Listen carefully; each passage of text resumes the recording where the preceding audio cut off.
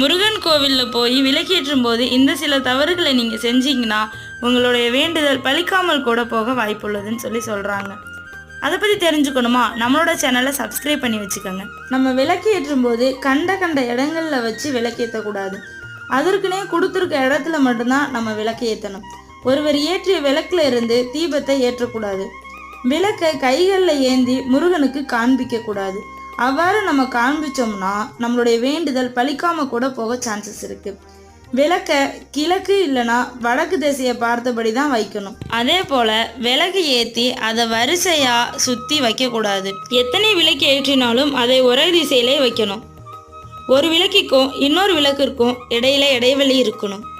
விளக்கு ஏற்ற எண்ணெய், திரி போன்ற பொருட்களை கடன் வாங்கக்கூடாது. அது மட்டும் இல்லாமல் விளக்கேற்றும் போது நம்ம யார்கிட்டையும் பேசாமல் நம்மளுடைய வேண்டுதலை எண்ணத்தில் கொண்டு விளக்கை ஏற்றணும்.